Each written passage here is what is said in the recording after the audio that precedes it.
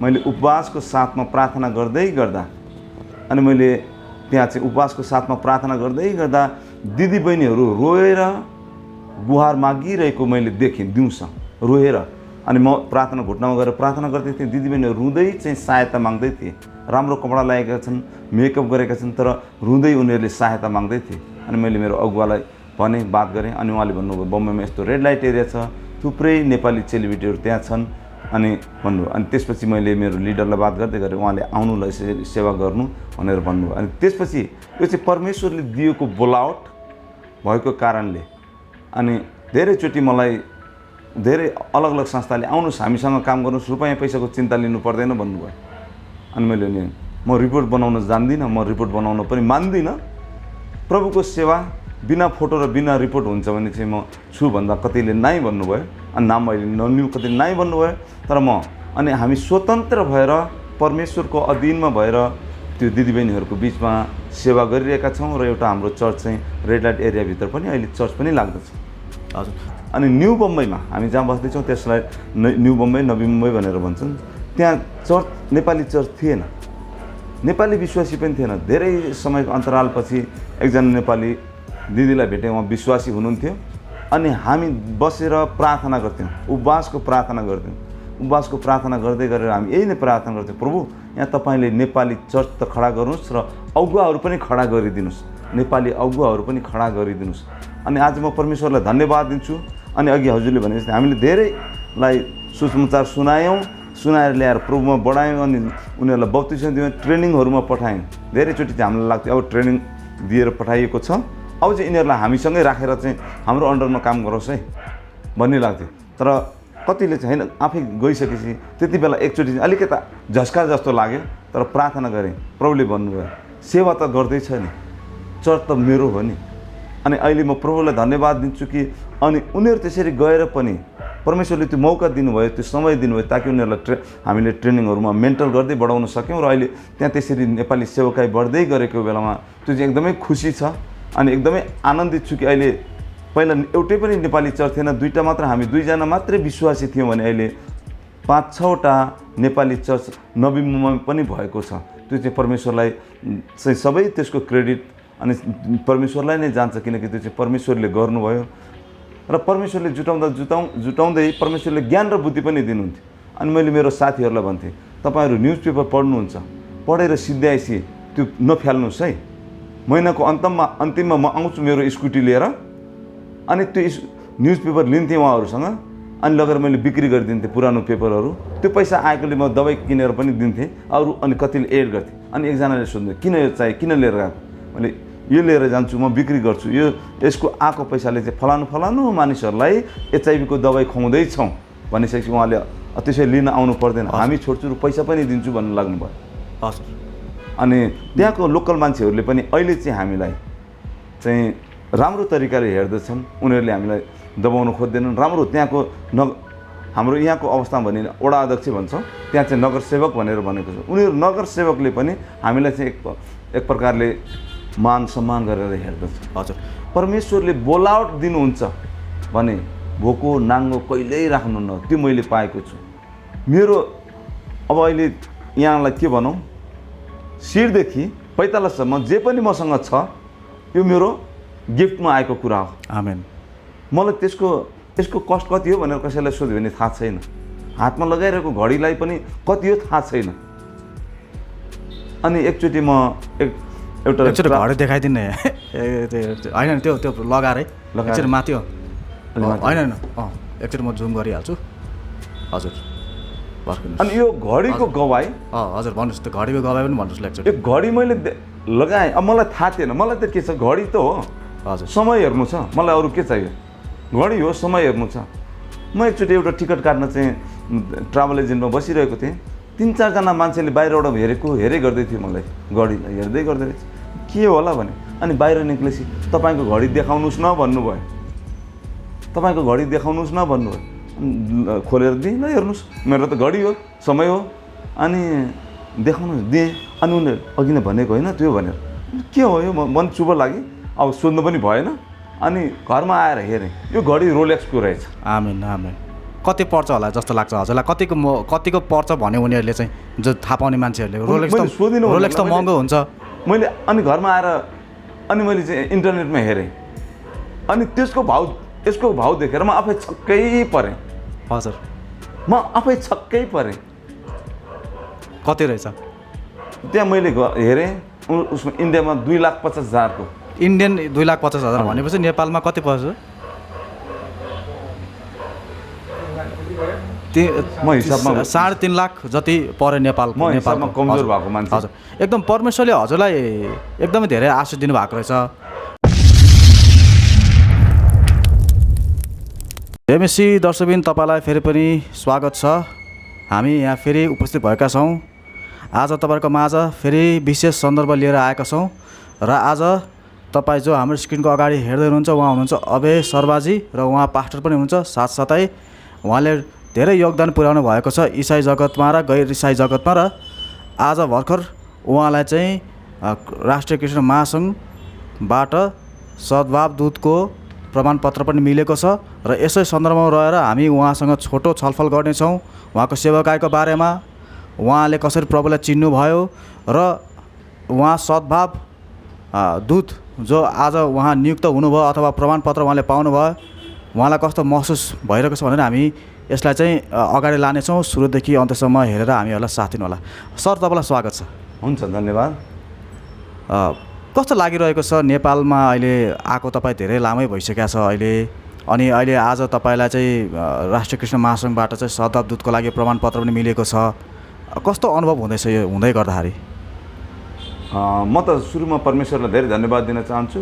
अनि अघि जुन जमर्को छ यो राष्ट्रिय कृष्ण महासङ्घ नेपालको, अनि यो एउटा अभियानको हिस्सा हुन पाउँदा खुसी महसुस गरेको छु। र अनि अहिले हजुरले भन्नुभएको थियो लामो समयपछि काठमाडौँ आउँदा खुसीको कुराहरू चाहिँ मण्डलीहरू बढेका छन् र विश्वासीहरू बढेका छन्। अति बढेको मण्डली र विश्वासीलाई अझै मजबुत बनाउन जुन चाहिँ राष्ट्रिय कृष्ण महासङ्घले राख्नुभएको कुराहरू, चाल्नुभएको पहलहरूमा एउटा सानो हिस्सा हुन पाउँदा आफैलाई एकदमै गौरवित महसुस गरिरहेको छु मैले चाहिँ। हजुर, अब यो नेपालमा तपाईँ धेरै लामो समयदेखि तपाईँले नेपालको निगरानी पनि गरिरहनु भएको छ। साथसाथै तपाईँ भारतमा बसेको धेरै भइसकेको छ। अलिकति तपाईँको पास्टरी सेवाको साथसाथै हजुर अहिले कस्तो खालको चाहिँ भनौँ न तपाईँको कामहरू, कार्यव्यस्तताहरू के छ, त्यसबारे हामीलाई अलिक बताइदिनुहोस् न। अहिले म भारतको मुम्बई सहरमा छु र अनि मुम्बई सहरमा रहेर त्यहाँ हामी नेपालीहरूको बिचमा चर्च प्लान्टिङ एउटा मुभमेन्ट र अनि फेरि हामी विशेष गरिकन दिदीबहिनीहरूको बिचमा पनि हाम्रो सेवा सङ्गतिहरू भइरहेको छ। अनि हामी भारतमा चाहिँ मुम्बईमा चाहिँ मन्ना प्रार्थना घर भनेर, मन्ना प्रेयर हाउस भनेर हामी त्यसरी सङ्गति गरिरहेका छौँ। विशेष गरिकन बम्बईलाई हेर्नुहुन्छ भने, महाराष्ट्रलाई हेर्ने हो भने करिब 5-7 लाख नेपालीहरू चाहिँ हुनुहुन्छ होला। र त्यो 5-7 लाखमा पुरै महाराष्ट्रमा मैले अनुभव लगाएअनुसार र हामी अरू धेरै नेपाली पास्टरसँग कुरा गरेअनुसार चाहिँ त्यहाँ करिब 10-15 हजार हामी नेपाली हौँला। मैले माथिको नम्बर चाहिँ पक्रेको म्याक्सिमम। हजुर। अनि त्यसरी छ र प्लस अनि हामी इन्डियामा urban Nepali churches network India भनेर UNCNI भन्छौँ, urban Nepali churches network India. अनि यसले चाहिँ अर्बन सहरी क्षेत्रमा रहेका नेपाली भाषीहरूलाई रिच आउट गर्ने र प्लस नेपालीहरूले जो अरू अन्य जातिहरूलाई, त्यहाँको स्थानीय जातिहरूमा पनि बिचमा सेवा दिइरहेकोहरूको बिचमा हामीले एउटा नेटवर्क गरिरहेका छौँ। छोटकरीमा भन्दा चाहिँ हामी त्यसरी प्रभुले चलाउनु भएको छ।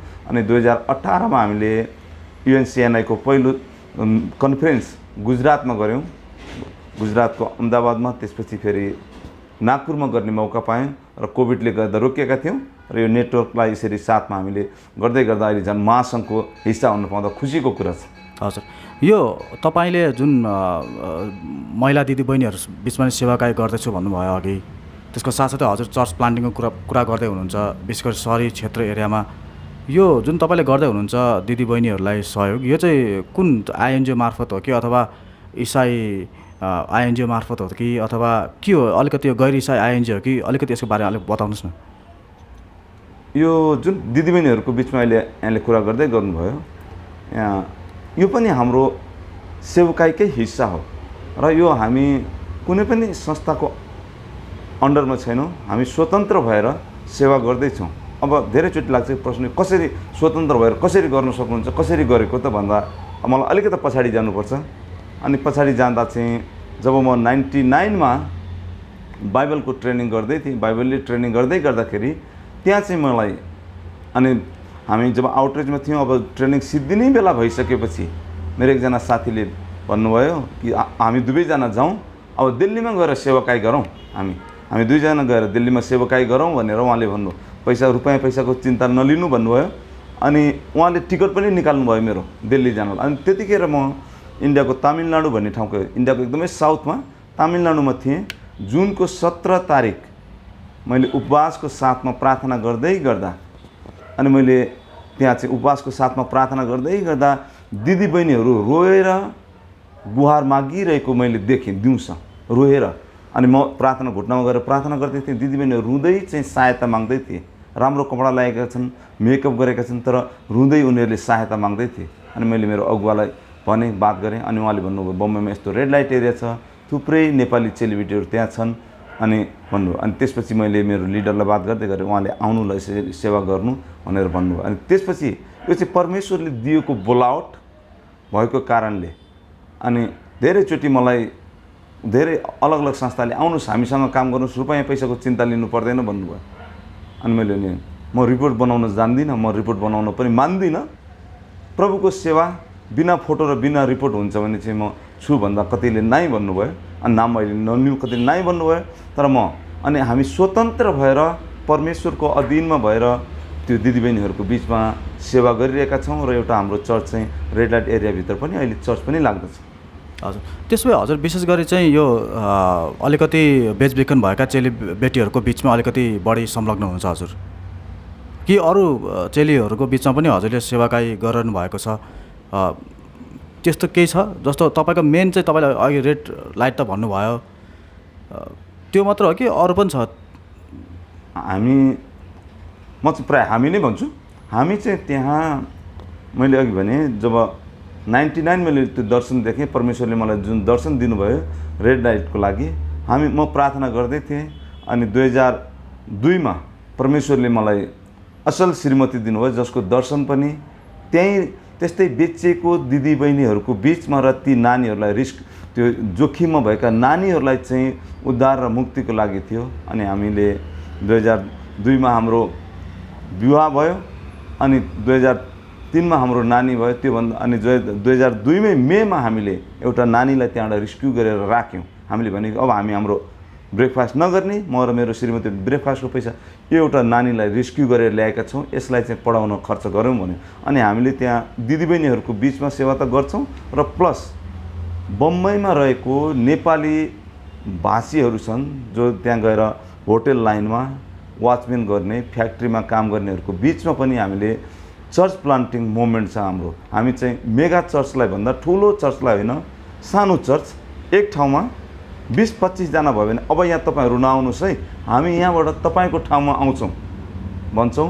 अनि त्यो गर्दा चाहिँ के फाइदा हुन्छ भन्दा हामीले धेरै लिडरहरू पनि तयार गर्नु सक्छौँ र हामीले घरको त्यो हलको भाडा दिनु पर्दैन, डिपोजिट पनि दिनु पर्दैन। हामी त्यसरी सेवा गरिरहेका छौँ बम्बईमा। हजुर, हुन त हजुर भारत गएपछि तपाईँको सेवाकाईको यो तौल तरिकाले बदलेको हुनसक्छ, परमेश्वरले तपाईँलाई भिन्न दर्शन दिनुभएको हुनसक्छ। नेपालमा तपाईँको के त्यस्तो अनुभव छ, केही सेवाकाई गर्नुभएको नेपाल भाषी जुन नेपालमै रहेर यहाँकै रैथानीहरूसँग रहेर चाहिँ तपाईँले त्यस्तो केही वरिपरि सेवाकाई गरेको, पास्टर सेवा गरेको, चर्च प्लान्टिङहरू गरेको त्यसको केही यादहरू छ हजुरलाई, अनुभवहरू छ? मेरो पहिलो मिसन सेवाकाई धेरै वर्ष अगाडि हामी चाहिँ हुम्लामा गएका थियौँ। 4 जना हामी साथीहरू मिलेर हुम्लामा गयौँ। त्यतिखेर एउटै पनि चर्च थिएन त्यहाँ। हामीले ट्र्याक्स लियौँ त्यहाँको लोकल भाषामा, अनि हामीसँग टेप रेकर्ड हुन्थ्यो। हामीले घाँटीमा त्यो टेप रेकर्ड लगाउँथ्यौँ र हातले घुमाउँदाखेरि बज्थ्यो। छिटो घुमाइदिने म छिटै बोल्थेँ, बिस्तारै घुमाउँदाखेरि बिस्तारै बोल्थ्यो। अनि अहिले सुन्नमा आयो त्यहाँ धेरै अहिले मण्डलीहरू खडा भएको छ भन्दा धेरै खुसी लाग्छ। अनि अहिले यो 2008 देखि अनि बिस्तारै बिचमा यता नेपालमा आउने र यहाँका केही स्थानीय चर्चहरूलाई उत्साह दिने परमेश्वरले त्यो मौका दिनुभएको छ। अनि अरू अनि त्यसै गरेर प्लस नेपाली जातिहरू थुप्रै चाहिँ बर्मामा छन् र अनि बेला बेलामा सालमा 1-2 चोटि चाहिँ त्यो बर्मामा भएको नेपालीहरूलाई उत्साह दिनको लागि उनीहरूले अहिले थाइल्यान्डमा सेवा गर्दै गरेको बेलामा अनि म त्यहाँ गएर उत्साह दिने मौका चाहिँ परमेश्वरले दिनुभएको छ। अनि एउटै कुरा कि नेपाली जातिलाई चाहिँ हाम्रो जातिलाई हामीले गरेनौँ भने कसले गर्ने, अहिले गरेनौँ भने कहिले गर्ने, यदि मैले गरिनँ भने कसले गर्ने, अनि किन अरूलाई दोष दिने, मैले पहिला थाल्नुपर्छ भन्ने त्यो चाहिँ मैले सोचेको छु। हजुर, एकदम खुसी लाग्यो तपाईँले जुन कार्य गराउनु भएको छ महिला दाजुभाइ तथा दिदीबहिनीहरूको माझ भारतमा पनि नेपालमा पनि तपाईँले जुन सेवाका गर्नुभएको थियो त्यो चाहिँ हाम्रो लागि एउटा उत्साहको विषय पनि बनेको छ। अलिकति हजुरले अब तपाईँ जब इन्डियामा जानुभयो नि त, इन्डियामा जाँदाखेरि भनौँ न कसैलाई चाहिँ देशहरू परिवर्तन गर्दाखेरि, ठाउँहरू बदल्दाखेरि, केही योजनाहरू बदल्दाखेरि अलिकति भिन्न त लाग्छ नि त। हजुरलाई त्यस्तो केही एक्सपेक्टेसन थियो यस्तो हुन्छ मेरो दर्शन परिवर्तन हुन्छ भन्ने तपाईँलाई त्यस्तो अनुमान केही लागेको थियो? यस्तो हुन्छ भन्ने केही एक्सपेक्ट गर्नुभएको थियो नि तपाईँले? किनकि परमेश्वरले चाहिँ तपाईँलाई अचानक केही नयाँ दर्शन दिनुभयो नि त। हजुर, यो मेरो नेपालबाट इन्डिया बसाइको कुरा गर्ने चाहिँ बोलावटमा भन्दा पनि म चाहिँ इन्डियामा गएर अब काम गरेर पैसा कमाउनु पर्यो, हजुर पैसा कमाउँछु है भन्ने पाराले गएको थिएँ। र म इन्डियामा पहिलोचोटि जाँदा चाहिँ गोरखपुरबाट सुनौलीबाट दिल्लीसम्म यात्रा ठिकै थियो, हिन्दी बोल्न आउने थिएन। जब दिल्लीमा उत्रेँ पहिलोचोटि, अनि त्यतिखेर चाहिँ पहिलोचोटि दिल्लीमा उत्रेर कता जाने के जाने हिन्दी आउँथेन, गाह्रो भयो बाटो। अनि यो फलान ठाउँ कहाँ छ भनेर सोद्धाखेरि त्यहाँको मान्छेले झर्केर जवाफ दिएको अहिले नै याद छ। अनि त्यसपछि दिल्लीबाट म सिमला गएँ हिमाचलमा, अनि त्यसपछि मनाली गएँ र मनालीमा बस्दै गर्दा अनि मैले त्यहाँ चाहिँ त्यति बेला चाहिँ एकजना मेरो साथीले भन्नुभयो बाइबल ट्रेनिङमा जानुस् भनेर। अनि त्यो चाहिँ जब म फेरि 99मा अनि मुम्बई आएँ, मुम्बई चाहिँ बाइबल ट्रेनिङको लागि छोटो समय, त्यो ट्रेनिङ अवधिको लागि मात्रै आएको थिएँ। अनि त्यो चाहिँ एउटा छोटो समय थियो, तर परमेश्वरले त्यो ट्रेनिङको अन्तरालमा यही कुरा भन्नुभयो कि मैले प्रार्थना गर्दै गरेको थिएँ कि अघि मैले भने जुन दर्शन देखेँ र मेरो नागाको साथीले भन्नुभयो, उहाँ चाहिँ नागाल्यान्डको हुनुहुन्थ्यो, मेरो क्लासमेट, उहाँले भन्नु दिल्लीमा हामी सँगै सेवाकाई गरौँ न भन्दै गर्दा मैले भने म प्रार्थना गर्छु। अनि मैले यही प्रार्थना गरेँ, प्रभु म अब बाइबल ट्रेनिङ गरेँ, सिद्धियो, अब म फेरि गएर होटलमा काम गरेर म पैसा कमाउन चाहिँ पैसाको पछि लाग्दिनँ, म तपाईँको सेवा गर्छु, के चाहिँ गरौँ भन्दा पनि परमेश्वरले मलाई 3 दिनको उपवासपछि त्यो दर्शन दिनुभयो। जुन चाहिँ बम्बईमा भएका नेपाली चेलीबेटीहरू छन्, बम्बईमा भएका नेपाली दाजुभाइहरू छन् जसले प्रभु नपाइकन उनीहरूको जीवन बितिरहेको थियो, त्यहाँ त्यसरी सेवा गर्ने मौका परमेश्वरले मलाई त्यो दर्शन त्यसरी दिनुभयो। अनि त्यहाँदेखि म चाहिँ यहाँ त्यो जब जाँदै गर्दा धेरै इसाईहरूलाई चिन्ने थिइनँ। मैले काठमाडौँ छोड्ने बेलामा रिङ रोडभित्र पनि खेती हुन्थ्यो। जब अहिले आएँ रिङ रोडभित्र बाहिर चाहिँ अहिले बाहिर चाहिँ बिल्डिङै बिल्डिङ छ, खेतीभित्र त छाडिदिनुहोस्, बाहिर पनि बिल्डिङ देखेँ र चर्चहरू पनि बढेको छ, खुसी लाग्यो। र त्यहाँ गएर परमेश्वरले त्यसरी चलाउनु भएको छ। अनि धेरै परमेश्वरलाई धन्यवाद दिन्छु, किनकि त्यहाँ गएर हामीलाई धेरैचोटि लाग्छ अरू देशमा, तर म भन्छु कि मलाई परमेश्वरले परमेश्वरकै देशमा अलग ठाउँमा पुर्याउनु भएको छ, किनकि देश त उहाँकै हो। त्यो चाहिँ मैले अनुभव गरेको छु। हजुर, कुरा के छ भन्दाखेरि जस्तो इसाईको जीवनमा होस् अथवा गैर इसाईको जीवनमा होस्, कतिचोटि चाहिँ उनीहरूको लाइफमा केही परिवर्तन आइरहेको हुन्छ, रूपान्तरण आइरहेको हुन्छ। कतिजनाले के भन्छ भने आफ्नै कम्फर्ट जोनमा जहाँ सहजको वातावरण छ त्यहीँ बसिरहने कतिको आदत भइरहेको हुन्छ। अब हजुर चाहिँ यो एकदमै त्यो सहज वातावरणलाई छोडेर पटक पटक नयाँ चुनौतीहरू सामना गरिरहेको हामीले सुन्न पाएका छौँ। यो हुँदै गर्दाखेरि जुन यो भन्छ नि यो सहजको वातावरण छोडेर जुन एउटा चाहिँ कागको बच्चाले जब गुण छोड्न पर्ने हुन्छ उसको लाइफमा चाहिँ एक प्रकारको चुनौती आइपर्छ। यो हुँदै गर्दा त्यो दर्शनमा पुगुन्जेलसम्म हजुरको लाइफमा त्यस्तो केही भनौँ न चुनौतीहरू, अप्ठ्याराहरू, के त्यस्तो गाह्रो अवस्थाहरू आइपरेको छ जहाँ कि तपाईँलाई चाहिँ एकदम निरुत्साहित भएको जस्तो केही हुन्छ नि, मान्छेलाई एकदमै डिस्करेजिङ मोमेन्ट त्यस्तो केही थियो हजुरको लाइफमा? चुनौतीको कुरा गर्ने हो भने चाहिँ जब हामी बम्बईमा गएँ अनि 2000देखि 2006सम्म अनि बम्बईमा मेरो जानकारीमा अनि त्यतिखेर एउटै मात्र चर्च थियो। अनि फेरि 2003तिर अर्को चर्च भयो। अनि न्यू बम्बईमा हामी जहाँ बस्दैछौँ त्यसलाई न्यू बम्बई, नवी मुम्बई भनेर भन्छन्, त्यहाँ चर्च नेपाली चर्च थिएन, नेपाली विश्वासी पनि थिएन। धेरै समयको अन्तरालपछि एकजना नेपाली दिदीलाई भेटेँ, उहाँ विश्वासी हुनुहुन्थ्यो। अनि हामी बसेर प्रार्थना गर्थ्यौँ, उपवासको प्रार्थना गर्थ्यौँ। उपवासको प्रार्थना गर्दै गरेर हामी यही नै प्रार्थना गर्थ्यौँ, प्रभु यहाँ तपाईँले नेपाली चर्च त खडा गर्नुहोस् र अगुवाहरू पनि खडा गरिदिनुहोस्, नेपाली अगुवाहरू पनि खडा गरिदिनुहोस्। अनि आज म परमेश्वरलाई धन्यवाद दिन्छु। अनि अघि हजुरले भने जस्तै हामीले धेरैलाई सुसमाचार सुनाएर ल्याएर प्रभुमा बढायौँ। अनि उनीहरूलाई बप्तिस्म दियौँ, ट्रेनिङहरूमा पठायौँ। धेरैचोटि चाहिँ हामीलाई लाग्थ्यो अब ट्रेनिङ दिएर पठाइएको छ, अब चाहिँ यिनीहरूलाई हामीसँगै राखेर चाहिँ हाम्रो अन्डरमा काम गरोस् है भन्ने लाग्थ्यो। तर कतिले चाहिँ होइन, आफै गइसकेपछि त्यति बेला एकचोटि चाहिँ अलिकता झस्का जस्तो लाग्यो। तर प्रार्थना गरेँ, प्रभुले भन्नुभयो सेवा त गर्दैछ नि, चर्च त मेरो हो नि। अनि अहिले म प्रभुलाई धन्यवाद दिन्छु कि अनि उनीहरू त्यसरी गएर पनि परमेश्वरले त्यो मौका दिनुभयो, त्यो समय दिनुभयो ताकि उनीहरूलाई हामीले ट्रेनिङहरूमा मेन्टल गर्दै बढाउन सक्यौँ। र अहिले त्यहाँ त्यसरी नेपाली सेवकाई बढ्दै गरेको बेलामा त्यो चाहिँ एकदमै खुसी छ। अनि एकदमै आनन्दित छु कि अहिले पहिला एउटै पनि नेपाली चर्च थिएन, दुईवटा मात्र, हामी दुईजना मात्रै विश्वासी थियौँ भने अहिले 5-6वटा नेपाली चर्च नवी मुम्बईमा पनि भएको छ। त्यो चाहिँ परमेश्वरलाई चाहिँ सबै त्यसको क्रेडिट अनि परमेश्वरलाई नै जान्छ, किनकि त्यो चाहिँ परमेश्वरले गर्नुभयो। अनि रुपियाँ पैसाको अथवा आर्थिक क्षेत्रलाई हेर्ने हो भने पनि म चाहिँ यही नै मैले अनुभव गरेँ कि मलाई बोलाउने चाहिँ परमेश्वर हुनुहुन्छ भने मलाई खुवाउने पिलाउने लगाउने काम चाहिँ उहाँको हो, जिम्मेदारी चाहिँ उहाँको हो भनेर मैले सधैँभरि त्यसैलाई फोकस गरेको छु। र आज म भन्न सक्छु कि परमेश्वरले त्यो पुरा गर्नुभएको छ। हजुर, हुन्छ। हुन त बाइबलमा के लेखेको छ भने धर्मी जनको चाल चाहिँ बिहानको उज्यालो जस्तै हुन्छ, त्यो चाहिँ झन् झन् चहकिलो हुँदै जान्छ भनेको छ। हजुरको लाइफ पनि अलिकति त्यस्तो देखिन्छ, तपाईँको लाइफ चाहिँ अलिकति झन् चहकिलो हुँदै गएको र आज फेरि नेपाल र भारत बिचमा एउटा कनेक्सन जस्तो भएर एउटा प्रतिनिधि जस्तो भएर सद्भावदूत भएर हजुरले अहिले काम गर्न पाइरहनु भएको छ। आज परमेश्वरले तपाईँलाई यहाँसम्म ल्याइरहनु भएको छ। तपाईँले भन्नुभयो कि तपाईँले अलिक आर्थिक कुरा नि गर्नुभयो, तपाईँ सुरुमा चाहिँ इन्डियामा चाहिँ पैसा कमाउनै गएको हो। अब यो हुँदै गर्दाखेरि तपाईँको लाइफमा आत्मिकीको साथसाथै अरू उन्नतिहरू पनि भयो होला नि त हजुरको। अब जस्तो आज एउटा उन्नति देख्यौँ हामीले, होइन, एउटा प्राप्ति हो। सायद यो कुरा तपाईँले अनुमान पनि गर्नुभएको थिएन, एक्सपेक्ट पनि गर्नुभएको थिएन, तर यो भयो नि त। के त्यस्तो उन्नतिहरू छ हजुरको लाइफमा, केही प्रगतिहरू जुन तपाईँले हासिल गर्नुभयो, जुन तपाईँले अपेक्षा गर्नुभएको थियो, त्यसको बारेमा अलिकति लिस्ट हामीलाई बताउनु न। साह्रै कठिन छ हजुर, कहाँबाट सुरु गरौँ भनेर मात्रै छ। किनकि म एउटा व्यक्ति गएको थिएँ, मसँग जब यहाँबाट जाँदै गर्दाखेरि 1500 रुपियाँ थियो हजुर मेरो खल्तीमा। अनि हिमाचल गएँ। अनि अब लामो कहानीलाई सकभर छोटो बनाउन कोसिस गर्छु। हिमाचल गएँ र त्यतिखेर पनि कमाउँदै गर्थेँ, चर्च पनि जान्थेँ, अनि काम पनि गर्थेँ। कमाएको पैसाले आधा पैसा चाहिँ अरू फाल्टु कुरामा जाँड रक्सीमा पनि उडाइदिन्थेँ र आधा पैसाले ट्र्याक्स किनेर बाँड्न पनि हिँड्थेँ। त्यही व्यक्ति शनिबार पनि चर्च जान्थेँ, आइतबार पनि चर्च जान्थेँ। धेरै चर्च जानुपर्छ है भन्ने खालको थियो।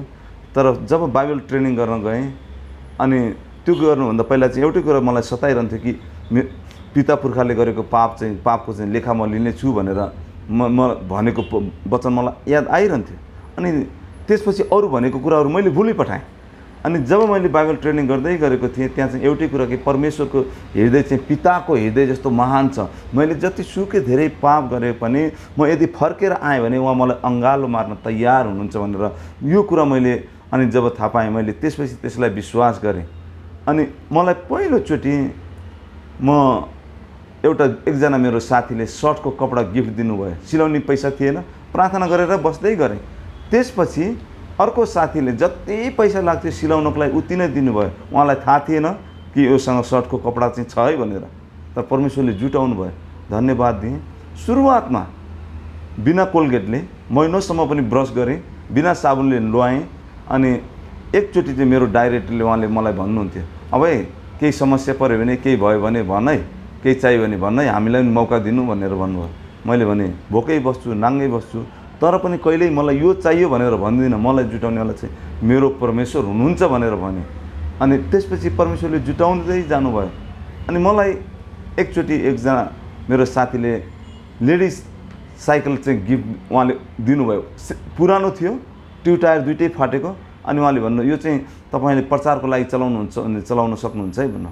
अनि अबैलाई दिएको भए अबैले 100 चोटि सोध्थे तपाईँले प्रचारको लागि भन्नुभएको छ, म काँधमै हालेर नै लिएर जान्छु भने ल्याएँ, मैले बनाएँ, चलाएँ। त्यसपछि मेरो एकजना साथीले फेरि अर्को साइकल दिनुभयो, त्यो साइकल चलाउँदै गरेँ। केही समयको अन्तरालमा एकजनाले मलाई स्कुटी दिनुभयो, स्कुटी चलाएँ, राम्रोसँग सम्हालेर चलाएको थिएँ। 3 वर्षपछि त्यो व्यक्तिले मलाई भन्नुभयो, यति राम्रोसँग चलाएको रहेछ, हाम्रै मण्डलीको मान्छेलाई हामीले ब्रान्ड नेम किनेर दिएको, उसले चाहिँ बेचेर खाइसक्यो, ऊ चाहिँले चाहिँ राखिरहेको रहेछ, बाइक चलाउन आउँछ भन्नु, चलाउन आउँछ हो भन्नु, सेकेन्ड ह्यान्ड छ, मसँग एउटा बाइक छ, म लिन आउनु भन्नु। तपाईँको लागि सेकेन्ड ह्यान्ड होला, तर मैले त पहिलोचोटि पाउँदैछु, यो चाहिँ मेरो लागि फर्स्ट ह्यान्ड हो। लिएर आएँ, 98 को मोडल थियो, आज पनि चलाइरहेको छु, परमेश्वरले दिनु चलाइरहेको छु। त्यसको केही समय अन्तरालपछि मैले प्रार्थना गरेँ, प्रभु अब परिवार बढ्यो, जब बाइकमा थियौँ छोरालाई गाडी राख्थेँ, अनि म हुन्थेँ, छोरीलाई राख्थेँ, श्रीमतीलाई गरेर हामी 4 जना प्रचारमा जान्थ्यौँ। अनि केही समय अन्तरालपछि हामीले प्रार्थना गर्थ्यौँ, प्रभु हामीलाई 4 व्हिलर भयो भने कति राम्रो हुन्छ होला है भने, जस्तो भयो नि दिनुहोस् न भनेर भन्दै थिएँ। परमेश्वरले यति राम्रो 4 व्हिलर दिनुभएको छ, बोलेरो। अहिले काहीँ पनि सेवामा जानलाई निर्धक्क छ। अनि परमेश्वरले जुटाउनुहुन्छ, परमेश्वरले दिनुभएको आशिषहरू यति छ कि म भन्न सक्दिनँ। हाम्रो मण्डलीको आफ्नै जग्गा हामीले लिएका छौँ। आमेन। अनि त्यो चाहिँ हामीसँग पैसा थिएन, हामीले भने यो किन्ने हो भनेर भन्नु, व्यक्ति जसले बेचिरहनु भएको थियो, मैले किन्न त किन्ने पैसा छैन, 40,000 मात्रै छ भने, उहाँले 5 लाख माग्नुभएको थियो, 40,000 मात्रै छ भने, हुन्छ नि दिनुहोस् न, बिस्तारै बिस्तारै दिनु भन्नुभयो। 80,000 जस्तो तिरेका थियौँ, ल तपाईँको नाममा भन्नुभयो। अनि हामीले 2,50,000 जस्तो दिइसकेपछि त ल अब दिनु पर्दैन, भइहाल्यो, नदिनुहोस् है भन्नु। अविश्वासी मान्छे अब दिनु पर्दैन है भन्नुभयो। अनि अहिले केही समय अलि अगाडि हाम्रो छेउमै, चर्चको छेउमै अर्को एउटा जग्गा बिक्री गर्न लाग्दै थियो, मैले प्रार्थना गर्दै थिएँ। अनि एकजनाले चाहिँ भन्नुभयो, त्यो लि भन्नुभयो। मैले भने मलाई डर पनि लाग्यो, किन यति कर गरेको होला भनेर, पर्खिनुहोस् भने लि भन्नुभयो। अनि उहाँ आएर ल हिँड्न रजिस्टर गर्ने ठाउँमा जाउँ भन्नुभयो। त्यसरी परमेश्वरले जुटाउनु भयो, आशिष दिनुभएको कुराहरू थुप्रै छन्। तर मैले एउटै कुरा मैले अनुभव गर्न सकेँ, यदि उहाँले मलाई बोलाउनुहुन्छ र म दर्शनमा हिँडेँ भने परमेश्वरले मलाई कहिल्यै पनि भोको र नाङ्गो राख्नु भएन। आज मसँग, अनि म भन्छु, मेरो 2टा नानीहरू छन्, एउटा छोरा एउटा छोरी रगतका, अनि 7 जना नानीहरू हाम्रा हृदयका पनि छन्। हजुर, यो हृदयको नानी भनेको चाहिँ हामीले त्यो कोठीबाट निकालेर राखेको ती नानीहरू हामीहरूसँगै छन्। एउटै भान्सामा खान्छौँ, एउटै स्कुल ती नानीहरू जान्छन्, त्यसरी राखेका छौँ। परमेश्वरले जुटाउनु भएको छ। अनि एउटा सानो गवाई भनिहाल्न मन लाग्यो, सायद हामी यसरी कसै जसले हेर्दै हुनुहुन्छ, देख्दै हुनुहुन्छ भने एउटा सानो गवाई भन्न मन लाग्यो। हजुर भन्नुहोस्। अनि त्यो गवाई चाहिँ यही थियो कि एक दिन म बसिरहेको थिएँ, अनि मलाई मान्छेहरूले सोध्थ्यो, त बम्बईमा थुप्रै खर्चहरू हुन्छ होला तपाईँको भने। अनि मलाई अरे मेरो त खर्च त धेरै छ कि क्या हो, 7-7वटा नानी पढ्नु परेछ, घरको भाडा दिँदैछु, अरू स्कुलको फिस भर्नु परेछ भनेर लिस्ट बनाएँ मैले खर्चको। आदिमा पुगिसकेपछि परमेश्वरले मलाई भन्नुभयो, जुटाउनेवाला म हो कि तँ हो? जुटाउनेवाला म हो, त किन यो गर्दैछस्?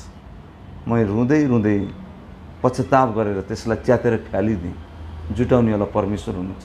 अनि आज कतिजना सेवामा हुनुहुन्छ, अहिले हेर्दै गर्नुभएको भने म उहाँहरूलाई एउटै हुन्छ, यदि परमेश्वरले बोलावट दिनुहुन्छ भने भोको नाङ्गो कहिल्यै राख्नुहुन्न। त्यो मैले पाएको छु। मेरो अब अहिले यहाँलाई के भनौँ, शिरदेखि पैतालासम्म जे पनि मसँग छ, यो मेरो गिफ्टमा आएको कुरा हो। आमेन। मलाई यसको कस्ट कति हो भनेर कसैलाई सोध्यो भने थाहा छैन। हातमा लगाइरहेको घडीलाई पनि कति हो थाहा छैन। अनि एकचोटि म एउटा घडी देखाइदिने होइन, त्यो लगाएरै एकचोटि माथि हो, होइन एकचोटि म जुम गरिहाल्छु। हजुर पर्खिनुहोस्। अनि यो घडीको गवाई, हजुर भन्नुहोस्, त्यो घडीको गवाई पनि भन्नुहोस् एकचोटि। यो घडी मैले लगाएँ, अब मलाई थाहा थिएन, मलाई त के छ, घडी त हो, हजुर समय हेर्नु छ, मलाई अरू के चाहियो, घडी हो, समय हेर्नु छ। म एकचोटि एउटा टिकट काट्न चाहिँ ट्राभल एजेन्टमा बसिरहेको थिएँ, 3-4 जना मान्छेले बाहिरबाट हेरै गर्दै थियो, मलाई घडीलाई हेर्दै रहेछ, के होला भने। अनि बाहिर निक्लेपछि तपाईँको घडी देखाउनुहोस् न भन्नुभयो, तपाईँको घडी देखाउनुहोस् न भन्नुभयो। खोलेर दिएँ, ल हेर्नुहोस्, मेरो त घडी हो, समय हो, अनि देखाउनुहोस् दिएँ। अनि उनीहरू अघि नै भनेको होइन त्यो भनेर, के हो यो मन चुप लाग्यो। अब सोध्नु पनि भएन। अनि घरमा आएर हेरेँ यो घडी रोलेक्सको रहेछ। आमेन आमेन। कति पर्छ होला जस्तो लाग्छ हजुरलाई? कतिको पर्छ भने उनीहरूले चाहिँ जो थाहा पाउने मान्छेहरूले रोलेक्स त महँगो हुन्छ। मैले अनि घरमा आएर अनि मैले चाहिँ इन्टरनेटमा हेरेँ अनि त्यसको भाउ यसको भाउ देखेर म आफै छक्कै परेँ। हजुर म आफै छक्कै परेँ। कति रहेछ त्यहाँ मैले हेरेँ उसमा इन्डियामा 2,50,000 को। इन्डियन 2,50,000 भनेपछि नेपालमा कति पर्छ? म हिसाबमा 3.5 लाख जति पर्यो नेपालको। म हिसाबमा कमजोर भएको मान्छे। हजुर एकदम परमेश्वरले हजुरलाई एकदमै धेरै आशिष दिनुभएको रहेछ। हुन त बाइबलमा के भनेको छ नि, परमेश्वरको डर मानेर केही कुराको अभाव हुने छैन भनेको छ। एकदमै खुसी लाग्यो हजुरको यो जुन तपाईँलाई चाहिँ परमेश्वरले चाहिँ चारो तर्फबाट चाहिँ तपाईँले जब चाहिँ उहाँलाई चाहिँ सेवाकाई गर्नको आफ्नो हृदय दिनुभयो, परमेश्वरले पनि सबै आवश्यकताहरू तपाईँलाई उहाँले दिएको मैले पुरा गरिदिएको मैले देखिरहेको छु। अनि तपाईँको जुन त्यो ठुलो हृदय छ, त्यो कोटीबाट ल्याएको बालबच्चाको नि हजुरले चाहिँ हेरविचार गरेको कुरा गर्नुभयो। तपाईँले अघि कुरा गर्दै हुनुहुन्थ्यो कि तपाईँ भारतमा जाँदाखेरि चाहिँ एकदमै कम नेपालको चर्च पनि थिएन होला त्यति बेला त्यो एरियामा जुन तपाईँहरू जानुभएको थियो। तपाईँ अब विभिन्न ठाउँमा जानुभएको रहेछ, दिल्ली, अरुणाचल प्रदेश होइन, त्यसै गरी अरू ठाउँमा नि त हजुरले भन्नुभयो। यो हुँदै गर्दाखेरि एकदम खुसी लाग्यो। मैले अनुमान गर्दाखेरि तपाईँलाई चाहिँ परमेश्वरले तपाईँलाई एउटा नेपालीहरूको लागि सेवाकाई गर्नको लागि त्यहाँ पठाएको जस्तो पनि सुनिन्छ। यो हुँदै गर्दाखेरि त्यहाँको वरिपरिका नेपालीहरूले अथवा त्यहाँ भारतवासीहरू पनि हुन्छन् कोही, अथवा त्यहाँ नेपाली भाषी भए तापनि भारतकै भएर बसे पनि कोही हुन्छन्, त्यहाँको नागरिकता पाएर बसेका पनि कोही हुन्छन्। उनीहरूले चाहिँ हजुरको बारेमा के भन्छन् त? जस्तो मोसाको बारेमा नि इजरायलीहरूले केही भन्थे, अब्राहमको बारेमा पनि वरिपरिका व्यक्तिले केही भन्थे होइन, येशू प्रभुको बारेमा पनि वरिपरि केही भन्थे नि त। नि हजुरको बारेमा के भन्थे त्यो वरिपरिका व्यक्तिहरू? अहिले के भन्छन्, पहिला के भन्थे, त्यो केही छ अनुभव हजुरलाई? धेरै नै छ। धेरैमा छोटो केही किस्साहरू बताउनुहोस्। सुरुमा त अरूले भन्दा अलिकति नेपाली प्रभुमा नआएका नेपालीहरूले अलिकति विरोध आयो। पछि विरोधलाई पनि मैले हाँसेर लिएर अनि प्रभुमा त्यसलाई राखेर अगाडि बढ्दै गएँ। अनि अहिले नेपाली र अविश्वासी नेपालीको कुरा गर्दैछु। नेपाली र अविश्वासी लोकल अथवा विश्वासी लोकलहरू कोही डिग्री पढेकाहरूले पनि, मैले त ब्याचलर मात्रै पढेको हुँ, डिग्री पढेकाहरूले पनि मलाई बायोडाटा ल्याएर काम खोजिदिनुहोस् न भन्नुहुन्छ। अब म यसो सोध्छु, प्रभु तपाईँलाई धन्यवाद, मसँग फ्याक्ट्री पनि छैन, संसारको लागि म खरौँ अरौँपति पनि होइन, तर पनि पढेले उनीहरूसँग मेरो डिग्री र उनीहरूको डिग्री उनीहरूकै ठुलो छ, र पनि यो मौका तपाईँले मलाई दिनुभएको छ, यो मौका तपाईँले मलाई दिनुभएको छ भनेर मैले ती अनुभवहरू गरेको छु।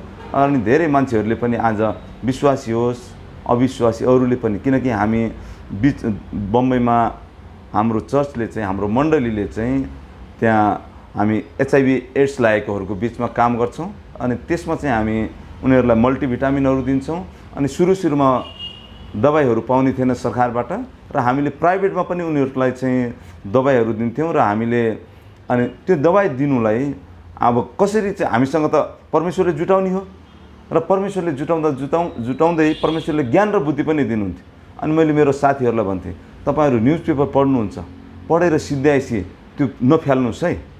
महिनाको अन्तिममा म आउँछु मेरो स्कुटी लिएर, अनि त्यो न्युज पेपर लिन्थेँ उहाँहरूसँग, अनि लगेर मैले बिक्री गरिदिन्थेँ पुरानो पेपरहरू। त्यो पैसा आएकोले म दबाई किनेर पनि दिन्थेँ अरू, अनि कतिले एड गर्थेँ। अनि एकजनाले सोध्नु, किन यो चाहियो, किन लिएर गएको? मैले यो लिएर जान्छु, म बिक्री गर्छु, यसको आएको पैसाले चाहिँ फलानु मानिसहरूलाई HIV को दबाई खुवाउँदैछौँ भनिसकेपछि उहाँले त्यसै लिन आउनु पर्दैन, हामी छोड्छु र पैसा पनि दिन्छु भन्नु लाग्नुभयो। हजुर। अनि त्यहाँको लोकल मान्छेहरूले पनि अहिले चाहिँ हामीलाई चाहिँ राम्रो तरिकाले हेर्दछन्, उनीहरूले हामीलाई दबाउन खोज्दैनन्। राम्रो त्यहाँको हाम्रो यहाँको अवस्थामा भने वडा अध्यक्ष भन्छौँ, त्यहाँ चाहिँ नगर सेवक भनेर भनेको छ। उनीहरू नगर सेवकले पनि हामीलाई चाहिँ एक प्रकारले मान सम्मान गरेर हेर्दछ। हजुर, बाइबलको एउटा घटना याद आउँछ तपाईँको, जब यो गवाई सुन्दै गर्दाखेरि, जस्तो धेरैजना सदुकी फरिसी इजरायलीहरूले यहुदीहरूले र बाहिरका मानिसहरूले पनि एउटा यौन व्यापार गर्ने स्त्रीलाई चाहिँ ढुङ्गाले हाड मार्न खोज्दाखेरि चाहिँ येशू प्रभुले चाहिँ बचाउनु भएको थियो। हजुरले पनि त्यो एउटा पाइला चालेको देखिरहेको छु। यो एउटा चुनौतीको काम पनि हो, किनभने वरिपरिका मान्छेहरूले त धेरै न्याय गर्ने हुन्छ नि, यस्ता स्त्रीहरूलाई त मारे पनि हुने, जेलमा हाले पनि हुने भनी विभिन्न प्रकारको यो सोच विचार त आइरहेको हुन्छ वरिपरिका मान्छेहरूको बिचमा। तर त्यस्तो मान्छेहरूको बिचमा पनि हजुरले चाहिँ एउटा दयाको, मायाको एउटा सेवा गरेर चाहिँ त्यस्ता रेड लाइट एरियाका नेपाली तथा सायद गैर नेपालीहरूलाई नै हजुरले चाहिँ हेरविचार गरिरहनु भएको होला, रेस्क्यु गरिरहनु भएको होला। यो गर्दै गर्दाखेरि हजुरलाई चाहिँ कतिको वरिपरिका व्यक्तिहरूले चुनौती दिएछन्, के भन्छन्, अथवा तपाईँलाई चाहिँ कतिको स्वीकार गर्छन् त ती महिलाहरूले हजुरलाई पनि? म 50 पुगेको छुइनँ हजुर। 65 पुगेकाहरूले, 65 नागेकाहरूले पनि दाजु भन्छन्। अनि त्यो दिदीबहिनीहरूको कुरा गर्दैछु हजुर। त्यो जहाँ कोठीमा भएको, रेड लाइट एरियामा भएको दिदीबहिनीहरूको कुरा गर्दैछु। उनीहरूले मलाई दाजु भन्छन्, जो चाहिँ 65 वर्ष भएकाहरू होलान्। अनि म 50 पनि पुगेको छुइनँ। अनि म दिदी भन्छु, उनीहरूले दाजु भन्छन्। अनि त्यो एरियाको सानो सानो नानीहरूले मलाई चाहिँ मामा भन्छन्। हजुर।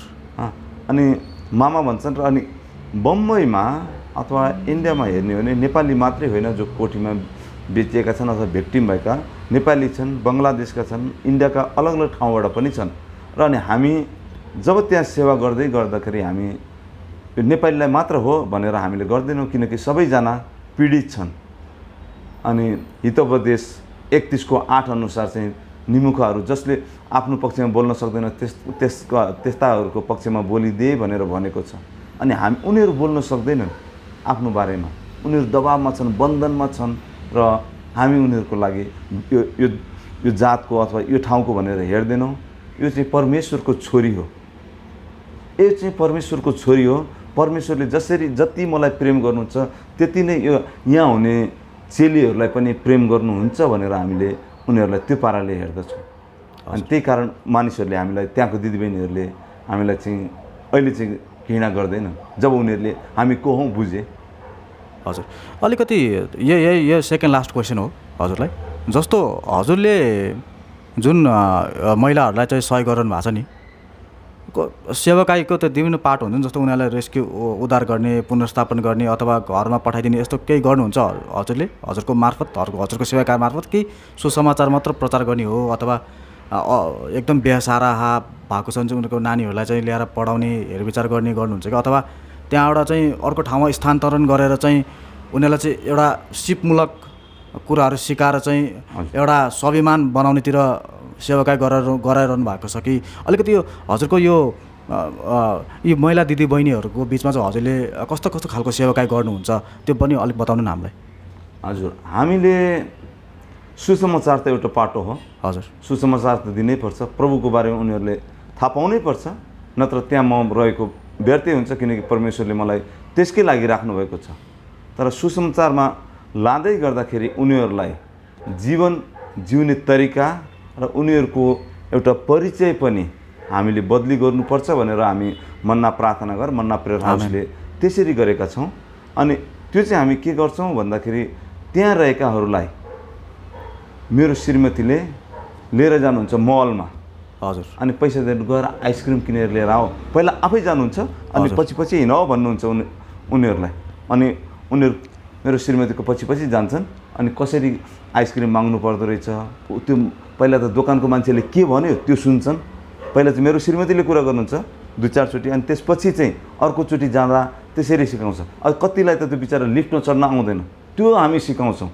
अनि प्लस हामीले त्यो त गर्छौँ र अनि त्यसरी उनीहरूलाई चाहिँ आत्मबल बढाउँछौँ। पहिला चाहिँ यिनीहरू के हुन्छ कि हाम्रो कर्म यस्तो हो, हाम्रो भाग्यमा यो लेख्यो। हामी भन्छौँ तिमीहरूको कर्म पनि कर्म र भाग्य होइन, तिमीहरू परमेश्वरको छोरी हो, परमेश्वरले तिमीहरूलाई प्रेम गर्नुहुन्छ। अनि उनीहरूलाई कति चाहिँ हाम्रो पूर्वजन्मको पापले होला, यस्तो होला। अनि हामी भन्छौँ यो चाहिँ कुनै मान्छेले चाहिँ गलत विचारले, लोभले तिमीहरूलाई चाहिँ यहाँ फसाएको, तिमीहरू आफ्नै कारणले यहाँ होइन भनेर भन्छौँ। र 99% आफै खुसी भएर त्यहाँ गएका छैनन्। अनि जब हामी उनीहरूलाई त्यो गर्छौँ, अनि मल एउटा पाटो त हामी मलमा लिएर जान्छौँ, हामी बसेको सोसाइटीमा उनीहरूलाई लिएर जान्छौँ। त्यो एरियामा सब्जी किन्न, सागसब्जी किन्न, अरू केही किन्न मेरो श्रीमतीले उनीहरूलाई लिएर जान्छन्। अनि हाम्रो घरमा उनीहरूलाई बोलाउँछौँ। अनि हामी पहिला चाहिँ हामी नै बनाएर खाना दिन्छौँ। अनि पछि ल बहिनी अब बनाऊ, आज किनेर हामी सबै ल्याउँछौँ, ल बनाऊ भनेर हाम्रो किचन उनीहरूलाई छोडिदिन्छौँ। उनीहरूले बनाएको खान्छौँ, हामी भन्छौँ ल बनाऊ भनेर। अनि हामी त्यहाँ उनीहरूलाई त्यसरी गर्छौँ र प्लस कसैलाई सिलाइको सिप सिकाउँछौँ, पढ्न लेख्न सिकाएका छौँ। अनि उनीहरूलाई चाहिँ हामी फेरि गहनाहरू बनाउन सिकाउँछौँ। अनि त्यसरी उनीहरूलाई भन्छौँ। अनि कतिलाई पढ्न लेख्न सिकाइसकेपछि अब जो निक्लिएकोलाई हाम्रो त्यहाँ नानीहरूको बिचमा सेवकाई हुन्छ, उता चाहिँ हामी बालबाडी भन्छौँ। अनि त्यो नानीहरूको बिचमा सेवकाई भएकोलाई हामी पहिला यो दिदीबहिनीहरू जो निक्लिएको छ त्यसलाई ABCD 1 2 लेख्न सिकाउँछौँ, पढ्न सिकाउँछौँ। अनि पछि ल अब चाहिँ तिमीहरू यहाँ टिचर है। अब हिजोसम्म मान्छेले उनीहरूलाई एउटा युज गर्ने तरिकाको रूपमा लिएको थियो, बेस्या भन्दै थियो भने अहिले हामी यहाँ टिचर है, उसले ABCD त पढायो नि नानीहरूलाई। अनि त्यो सानो नानीहरूलाई भन्छौँ अब यिनीहरूलाई टिचर भनेर बन्ने, आन्टी भन्ने होइन, नभन टिचर भन भन्छौँ। अनि टिचर भन्छ। अनि अरूले हेर्दा पनि टिचर हिजोसम्म यो थियो। अनि हाम्रो स्कुलमा हाम्रो अब त्यहीँ चर्च पनि लाग्छ। अनि त्यहाँ चाहिँ उनीहरूलाई कसैले पनि त्यो अरू कस्टमरहरूले पनि उनीहरू नराम्रो तरिकाले हेर्दैन। अनि एउटा उनीहरूलाई मनोबल बढ्छ, म केही त गर्न सक्छु नि। अनि हामी त्यसपछि चाहिँ उनीहरूलाई घरको काममा, मलमा चाहिँ भारत उतातिर चाहिँ सपिङ मलमा गयो भने ब्याग राख्नुपर्छ। अनि ब्याग राखेर टोकन उनीहरूले दिनु सक्छन्। त्यस्तो कामहरूको लागि हामीले उनीहरूलाई लगाउँछौँ। अनि हामीले जब मेरो अहिलेसम्मको अनुभवमा रेस्क्यु गर्नु भनेको त्यति ठुलो कठिन छैन, तर उनीहरूलाई पुनर्स्थापन गर्न अथवा रिस्टोर गर्नु चाहिँ सबैभन्दा ठुलो चुनौती छ। र अनि म मिडियामा उनीहरूलाई जब हामीले उहाँलाई लिएर आउँछौँ फ्यामिलीसँग मिलाउँदा चाहिँ म मिडियामा कहिले पनि जान्दिनँ। हजुर। अनि अरू कति सङ्घ संस्थाले भने हामीसँग गर्नुहोस् न। अनि उनीहरूको पुरै बायोडाटा चाहियो, हामी इन्टरभ्यू लिन्छौँ भन्नुहुन्छ। मैले भने त्यो गर्नुभन्दा त बरु यहीँ बसेको ठिकै छ यिनीहरू भनिदिन्छु। अनि हामी गर्दैनौँ, सिधै ल्याएर हामीले घरमा उनीहरूको परिवारसँग मिलाइदिन्छौँ र उनीहरूलाई युनाइटेड गराइदिन्छौँ परिवारलाई। कतिलाई हामीले उही काममा लगाइदिन्छौँ, अलग प्रकारको काममा। कोही दोकान गर्छु भन्यो भने चियाको दोकान गर भन्छौँ। धेरै इन्भेस्ट लाग्दैन चियाको दोकानको लागि, 10-15 हज़ार दियो भने त चियाको दोकान आरामसँग खुल्छ। इन्डियामा बाटोमा चियाको दोकान गर्न सक्छन्। त्यसरी हामीले गर्दै गरेका छौँ। हजुर, एकदम खुसी लाग्यो हजुरको यो सेवाकाई देखेर। तपाईँको हृदयलाई परमेश्वरले ठुलो विशाल बनाउनु भएको छ। हजुरको श्रीमतीको हृदयलाई पनि विशाल बनाउनु भएको छ, साथसाथै हजुरको छोराछोरीको हृदय पनि विशाल बनाएको हामी देख्दछौँ। परमेश्वरले यसरी परिवर्तन गर्नुहुँदो रहेछ। हजुर, अब हजुरले चाहिँ तपाईँलाई जति बेला परमेश्वरले हजुरको लाइफलाई परिवर्तन गर्नुभयो, जब तपाईँलाई चाहिँ प्रभुले आफ्नो राज्यमा ल्याउनु भयो, त्यो क्षण, त्यो गवाई हुन्छ नि हरेकको लाइफ, हरेक इसाईको जो लाइफमा, हरेक इसाईको बच्चाहरूको लाइफमा नि हुन्छ। एकचोटिको लाइफमा चाहिँ उनीहरू परिवर्तन हुन्छन् परमेश्वर बोलिसकेपछि। तपाईँको अलिकति ब्याकग्राउन्ड यसो प्रभुमा त एकैचोटि आउनु भएको होइन नि हजुर त, उनीहरूको लाइफमा त केही गवाई त होला नि त। त्यो गवाईलाई हजुर अलिक छोटकरीमा हाम्रो माझमा प्रस्तुत गर्नु न। म अब के अरे ब्राह्मण फ्यामिलीमा जन्मेको मान्छे। हजुर। 3 दिदीबहिनी 3 दाजुभाइ हामी थियौँ। अनि सानो हुँदाखेरि म सानै 12-13 वर्षको हुँदाखेरि बुवा बित्नुभयो। अनि हाम्रो कुल पूजा हुन्थ्यो 3 सालमा। अनि त्यो साल चाहिँ मेरो बुवाको पालो थियो गएर लिड गर्ने। पूजा गर्न जानुभयो, सबै थोक भयो। अनि चितवनबाट नुवाकोट आउनुभयो पूजाको लागि। सबै गरिसकेपछि पूजा सिद्ध्याएर आउनुभयो अरे। आइसकेपछि चाहिँ नुवाकोटमै हुनुहुन्थ्यो। अनि दिदीका अनि उहाँलाई चाहिँ पेट दुख्यो भनेर उहाँले समस्या हुँदै गर्दा अनि हस्पिटल लिएर आएँ। हस्पिटल ल्याएपछि वीर हस्पिटलमा उहाँलाई अपरेसन गरे, सबै अपरेसन सफल भयो। अनि व्यक्ति चाहिँ असफल हुनुभयो। अनि मलाई प्रश्न थियो, उहाँ ईश्वरलाई पो पुज्न गएको त किन बचाएन? मेरो सानो बच्चाको दिमागमा त्यो प्रश्न थियो, किन बचाएन? कति वर्ष हुनुहुन्थ्यो? म सायद 12 वर्षको थिएँ। हजुर, किन बचाएन भन्ने प्रश्न मलाई आयो। अनि त्यो प्रश्नको खोजी गर्दै गर्दा अनि फेरि मैले सानो एउटा ट्र्याक्सहरू पाउन लागेँ। अनि त्यसलाई पढ्दै जाँदा एउटै कुरो देखेँ कि म पापीलाई चाहिँ उद्धार र मुक्ति दिन बचाउनको लागि आएको हुँ भन्ने कुराले चाहिँ मलाई धेरै छोयो। अनि त्यसपछि विश्वासमा पनि बिस्तारै बढ्दै गएँ र मेरो ठुलो परिवर्तन विश्वासमा आएर परिवर्तन भनेको चाहिँ जब म बाइबल ट्रेनिङ गर्दै गरेको थिएँ। परमेश्वरको हृदय चाहिँ पिता रूपी हृदय हुन्छ। परमेश्वर हामीले जतिसुकै पाप गरेका छौँ भने फर्केर जब आउँछौँ उहाँ चाहिँ अँगालो मारेर हामीलाई चाहिँ जीवन दिन चाहनुहुन्छ। यो कुराले चाहिँ मलाई धेरै छोयो र मैले यो लामो गवाईलाई सट्काउन त्यसरी भने। अनि जब म प्रभुमा आएँ, सुरुमा प्रभुमा आउँदा केही परिवार गुमाएँ भने प्रभुमा आइसकेपछि लाखौँ परिवार पाएँ। हजुरले परिवार गुमाउनु भयो? हजुर, त्यो जब सुरुको समयमा अलिकता के थियो भन्दाखेरि अब प्रभुमा आइसकेपछि चाहिँ एउटा हाम्रो केही वर्ष अगाडि त अलिकता यो त अछुत भयो, यसले त अब त्यो नखाने कुरा खान लाग्यो भन्ने आइपुगेको थियो। तर म चाहिँ यति भन्न सक्छु कि मैले मेरो जीवनमा चाहिँ परिवर्तन पाएँ, आशा पाएँ, निराशमा थिएँ आशा पाएँ, म बिना उत्तरको थिएँ मैले उत्तर पाएँ, त्यो चाहिँ प्रभुले मलाई दिनुभयो। हजुर एकदम खुसी लाग्यो। जस हजुरले जुन प्रश्न सोध्नु भएको थियो त्यो प्रश्नको उत्तर पाउनु भयो नि त आखिर परमेश्वरबाट। हजुर, एकदम व्यक्तिगत रिलेसनसिप रहेछ परमेश्वरसँग भन्ने थाहा पाउनु भयो। जब कि हाम्रो पहिलाको लाइफमा चाहिँ हाम्रो पिता पुर्खाहरूको जुन लाइफ थियो उहाँहरूको एक प्रकारको चाहिँ एकतर्फी होइन, खालि कण्ठ गर्न पर्ने, यतादेखि उता दौडिन पनि यो गरेन यो हुन्छ त्यो गरे यो हुन्छ भन्ने मात्रै थियो, त्यो व्यक्तिगत सम्बन्ध थिएन र डक्टरले पनि निको पार्न सकेन नि त होइन। तर हजुरले त लाइफमा त धेरै मिरेकल देख्नु भएको छ प्रभु येशूको। एकदम खुसी लाग्यो हजुरको लाइफबाट चाहिँ हामी पनि एकदम आशिषित भयौँ सुन्दै गर्दाखेरि। आखिरमा चाहिँ हजुरले हामी जाँदा जाँदै के भन्नुहुन्छ विशेष गरी आजको दिन जुन तपाईँले चाहिँ अहिले यसरी चाहिँ महासङ्घबाट अहिले जुन प्रमाणपत्र पाउनुभयो सद्भाव दूतको लागि, यसको सबै मिक्स गरेर हजुरले एउटा अन्तिम के बताइदिनुहोस् हामी सबैजनालाई।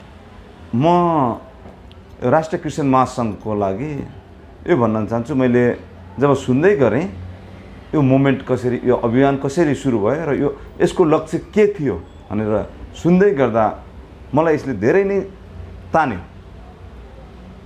किनकि अब हामी भारतमा बसेर हामीले धेरै सुविधाहरू पाइरहेका छौँ विश्वासी भएको कारण। त्यहाँ चाहिँ धेरै सुविधा, इसाईलाई चाहिँ धेरै सुविधा छ। गुड फ्राइडे छ, सन्डे त त्यसै छुट्टी हुने भइहाल्यो, क्रिसमसको छुट्टी छ। अनि यहाँ हाम्रो देशमा ती कुराहरू छैनन्। सेमेट्रीको कुरा छ, वहाँ सजिलै छ, यहाँ ती कुराहरूलाई गाह्रो भइरहेको छ। अनि ती कुराहरूलाई चाहिँ जब क्रिस्चियन महासङ्घले चाहिँ उठाउँदै गर्दा, किनकि हामी प्रवासमा छौँ र पनि हामी स्वदेशका हौँ, भोलि त फर्केर आउनु छ, हामी आउँछौँ, हाम्रो मान्छे, हाम्रो चर्चका मान्छेहरू आउँछन्।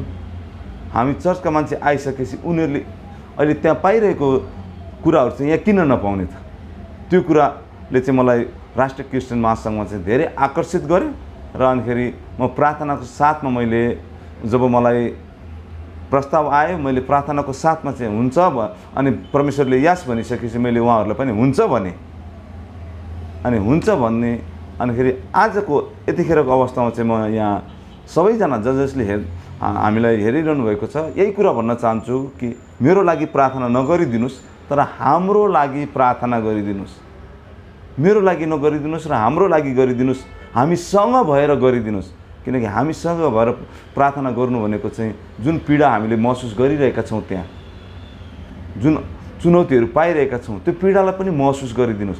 किनकि परमेश्वरले मलाई त बचाउनु भएको छ, तर हामीसँगै हामी अरू थुप्रै त्यस्ता छन् जसले चाहिँ प्रभु पाएका छैनन्, उनीहरूलाई प्रभु पाउनु छ। र भारतमा पनि अब हाम्रो क्रिस्चियन महासङ्घले यो चाहिँ एउटा खालि भारत र नेपालमा मात्र नभएर हामी नेपाली जगतमा, अनि जब प्रस्ताव आएको थियो राष्ट्रिय क्रिस्चियन महासङ्घमा, अनि मैले भने बर्मामा पनि हुनुहुन्छ, थाइल्यान्डमा पनि हुनुहुन्छ नि। अनि हाम्रो पास्टर राजु बरेलीज्यूले भन्नु थाइल्यान्डमा कसलाई त के गर्ने? अनि हाम्रो पास्टर अनिल राई हुनुहुन्थ्यो, ल न पास्टर अनिल राई हुनुहुन्छ, उहाँलाई म कुरा गर्छु नि त। अनि उहाँलाई कुरा गरेँ, मैले थाहा पाएको जति कुरा सबै राखेँ, उहाँ खुसी हुनु, उहाँले हुन्छ भन्नुभयो। बर्मामा हाम्रो सूर्य बस्याल भाइ हुनुहुन्थ्यो, पास्टरले सेवा गर्दै गर्नुभएको बर्मामा, अनि उहाँ त्यसरी जोडिन पाउनुभयो। मलाई खुसी लाग्यो, किन हामी यसरी एकतामा आउन सक्यौँ। एक भयौँ भने हामीले धेरै काम गर्न सक्छौँ। अनि यो राष्ट्रिय क्रिस्चियन महासङ्घले पनि धेरै यसरी एकतामा ल्याएर अब हाम्रो पालो आएको छ। अघि मैले भन्दै गरेको कि संसार परिवर्तन एकजनाले हुँदैन, तर परिवर्तनको सुरुवात एकजनाबाट हुन्छ। अनि एकजना मिलेर जसरी राष्ट्रिय क्रिस्चियन महासङ्घ सुरु भयो, अब अहिले झन् बढ्दै गएको छ। यसले चाहिँ एउटा आँधी र तुफान ल्याउँछ, त्यो चाहिँ परिवर्तन, असल परिवर्तन हुनेछ। त्यो परिवर्तन चाहिँ नयाँ परिवर्तन हुनेछ, त्यसमा चाहिँ हामी आनन्दित हुनेछौँ। हुन्छ हजुर, एकदम धन्यवाद। दर्शकबिन तपाईँहरूलाई पनि धन्यवाद छ, यसरी सुरुदेखि अन्त्यसम्म हेरेर हामीलाई साथ दिनुभयो। तपाईँले देखिहाल्नुभयो परमेश्वरले कसरी नेपालीलाई पनि लगेर भारतमा प्रयोग गर्न सक्नुहुन्छ, अथवा जुनै पनि देशमा प्रयोग गर्न सक्नुहुन्छ। हाम्रो जल्दो बल्दो उदाहरण तपाईँले हाम्रो स्क्रिनमा देखिसक्नु भइसकेको छ। उहाँ हुनुहुन्छ पास्टर अभय शर्माज्यू।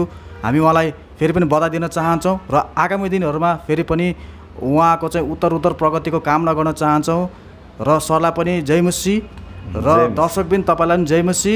फेरि पनि यस्तो कुराहरू, यस्तो छलफलहरू, रोमाञ्चक कुराहरू र परमेश्वरले कस्तो शक्तिशाली काम गर्नुहुन्छ भन्ने कुराहरू फेरि पनि हामी तपाईँहरूको माझ अर्को एपिसोडमा लानेछौँ।